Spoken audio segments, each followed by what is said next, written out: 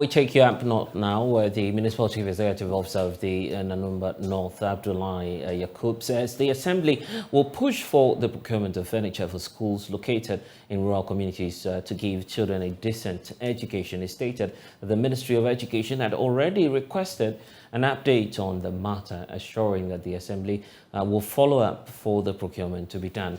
But what triggered this? And just listen to this report by Joy News features editor Jojo Kobina, where an 11-year-old girl shed tears and pleaded for government to provide them with furniture.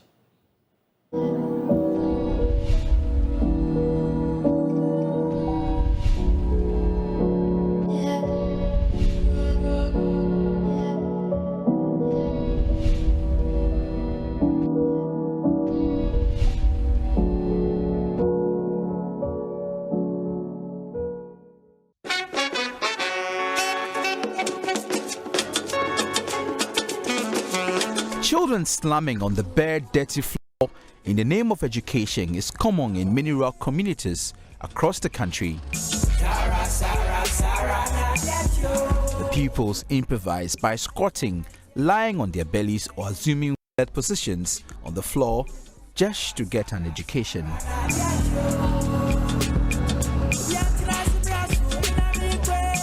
The Bakwaba Primary School in the Nanumaba North District of the Northern Region is one of the schools with a furniture problem.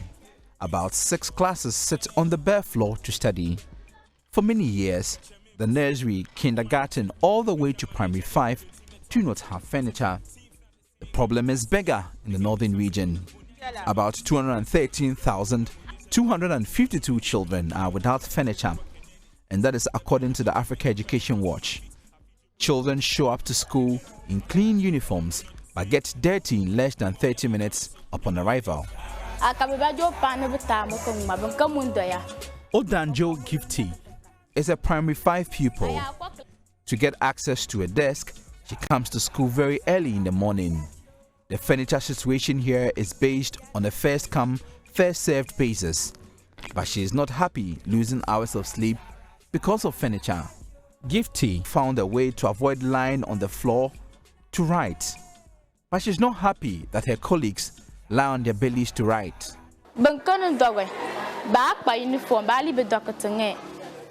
blood of Ganangate. The gun can enter. Debayadan school cacatang. Ali lack of one young kanga, Ipum Bimena, never couldn't do the Rochinawa. Bocakamu cacatang. Uniform back by uniform, but the gun can enter. At this point, tears cloud her eyes, and shortly after, all emotions she had bottled up finally let loose. Ali Mabakasalakana, marked by uniform, my uniform Bakaka. Unkataka, what I had to Cocomo coats on in Ali to like being cooked, what I batter. She had endured enough of the humiliation. Her teacher, Janet Tijotap, who served as my translator, could not believe that the children are so affected by the furniture situation. She also shed tears. During the rainy season, whenever it rains, it links from the up there. So they have to run into a small room over there. So she coming to school to see her colleagues lying down. When she look at it, she feels sad. So and that was what made her cry. I feel bad. These tears are because of the pain of inequalities they had suffered for years. For years, teachers have not explored how children feel about sitting, lying and squatting on the bare, dirty floor to study. Many, including teachers, assume that the children are used to slamming it hard on the floor. But times have changed. The children are demanding equality. Sir, it's very pathetic. The educational minister should try his possible means and talk to Akufo-Addo to solve this problem. Because, like I said, she has been seeing her colleagues on TV, how they dress, how their classrooms look, but theirs is different. It's not even quarter to the others. In 2021, data from the Ministry of Education indicates that about 956,000 KG pupils, representing half of the national KG population, and 1.28 million pupils in primary schools lack desks in schools. Very sad excerpts of what we're seeing in this latest of Ghana's schools of shame. I want to bring in now Municipal Chief Executive for the Nanumaba area. Just before we get to our conversation, first of all, listen to the authorities in the area indicate what they'll be doing to address the situation. Starting off with the Municipal Chief Executive for the Nanumaba area, Abdullah Yakub. I am very much aware of the problem. And if you look at the municipality, we have over 15,000 furniture deficit in the over 100 basic and then junior high schools in the area. Last month, Action Aid gave us 700 dual decks and then over 104 tables for KGs and then 684 chairs for the KGs. In our own small way, as the Assembly, we have provided over the years about 1,100 furniture. The Minister of Education last year gave us 400 pieces of dual decks. And currently, as we speak, the Assembly has constructed or manufactured about 200 dual decks yet to be distributed to the schools. Very good developments there from the MCE, but let's get more from the Director for School for Life, with Dan Shaibu. Their NGO is specialized in advocacy for equality when it comes to education in the northern parts of the country, and you've been doing a lot of work in this area. How big is the furniture situation in the 5 northern regions? Thank you very much for this. Good evening to your cherished viewers.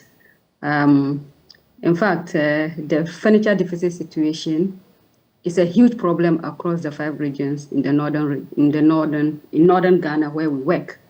As you have also heard from the Municipal Chief Executive in the Nanumaba North District, the municipality alone faces a furniture deficit of 15,000. If you look at the available statistics that we have, actually estimates that about 5.8 million children in Ghana's public basic schools lack simple furniture decks to learn. In the northern region alone, over 200,000 public primary schools are without furniture. If you go to Upper East region, over 100,000 learners are without furniture. If you are to even look at it in terms of proportion against the national average, whereas the national average puts the percentage of basic school learners who lacks decks at 40%, in the northern region, northeast region alone, over 80% of basic school pupils lack furniture. Northern region, it is about 70%. This is twice as much as the national average. I see. So that is how big the situation is in these 5 regions. I get the point. And you've been keeping up the fight, but what's been the reaction from policymakers? Because their input will be crucial in dealing with some of these issues. Yes, I will say it's a mixed reaction in some of the districts, especially like the work that we do. We have come to realize that it is important we mobilize citizens, local people themselves, to really identify the challenges that they are confronted with and engage the local authorities. In this case, I'm talking about the local assemblies and then the Ghana Education Services at the local level, because they are those who are easily accessible to them. So we have been mobilizing citizens, building their capacity to really understand the basic standards of services required for quality basic education to be provided. And based on this, and also giving them the right kind of information about what government commitments are and targets are, and building their capacity to actually benchmark some of their realities against the standard requirements. So based on this knowledge, they are able to engage with the relevant authorities at that level, at the local governance level. And as I indicated earlier, it's a mixed responses we've been getting. In some areas, the response is positive, albeit rather slow. Like the responses come in very slowly than the agency that the situation really requires. And in some other areas, some of the government officials are not really receptive to some of these demands and advocacy work that we are doing.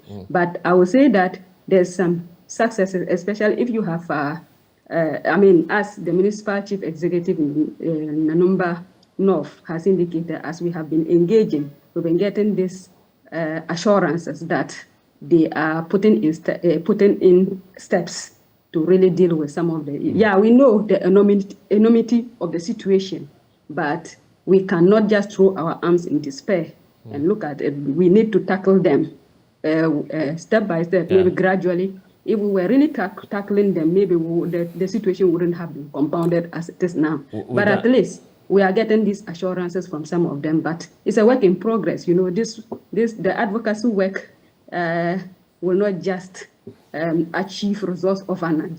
We also, as we mobilize the citizens, we are also engaging directly with the assemblies, with the GES at that level, to really understand the need to really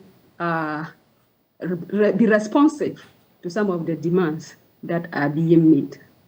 With that, we need to laud the efforts you're putting in place just to ensure that these young ones have the necessary or requisite furniture to continue their education. But if there's someone still in doubt about the essence of what we've just seen demonstrated in the latest in Ghana schools of shame, about the dire furniture situation up north, what would you say to such a person, the person indicating clearly that, well, it's just a matter of furniture, we can handle this?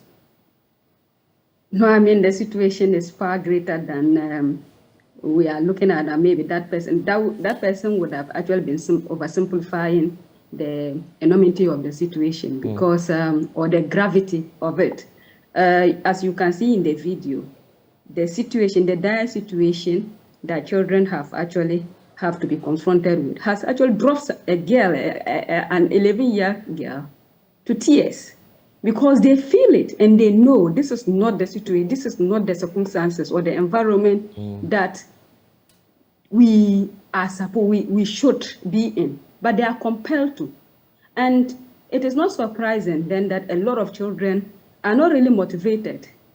Why should they be motivated when they know that when they go to school, they would be compelled to lie on their belly to learn? Why will even a teacher under that condition be motivated to go to school when he or she does not have simple decks to even mark the attendance register of a child? Right. For us, we think that furniture is one of the basic infrastructure or basic resources that need to be provided if we were to achieve quality education. I mean, if you cannot have a decent place to sit, how will you be able to feel comfortable? How convenient will it be for you to really pay attention to whatever is being taught in class? So these children are really doing great. They are doing magic. They are doing wonders, because to think that children in this situation, these circumstances, will be subjected to the same kind of standards that children in well-to-do areas, urban areas, I mean, we are doing a great disservice and injustice to children who are found in this part of the country through no fault of theirs.